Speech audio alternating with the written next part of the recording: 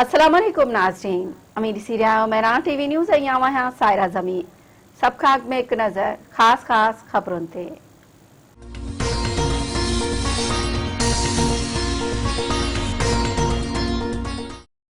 दखण वजीरिस्तान में check post ते दहशतगर्दन जो हमलो, पाक फौजा 4 जवान शहीद। ISPR मूजिब मुकीन चेक पोस्ट ते दहशतगर्दन हमलो कयो, जंहिंमें 4 जवान इमरान अली, अजीज, अनीसुर रहमान ऐं आतिफ जहांगीर शहीद थी विया आहिनि। सेनेट चूंडनि लाइ नामज़दगी फारम वसूल करण ऐं जमा कराइण जो सिलसिलो जारी। उम्मीदवार सुभाणे ताईं नामज़दगी फारम जमा कराए सघंदा। फार्मनि जी छंछाण 15 ऐं 16 फ़रवरी ते कई वेंदी।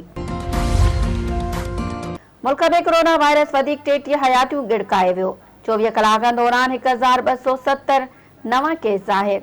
वायरस सबब हयाती विञाईंदड़नि जो अंग 12,218 ऐं मुतासिर मरीज़नि जो अंग 5,60,368 थी वियो।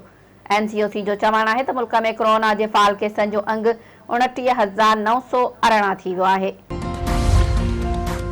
सिंध हाई कोर्ट गुज़िरियल साल भर्ती कयल 1,302 वैक्सीनेटरनि जूं भर्तियूं गैर क़ानूनी करार ॾेई छॾियूं।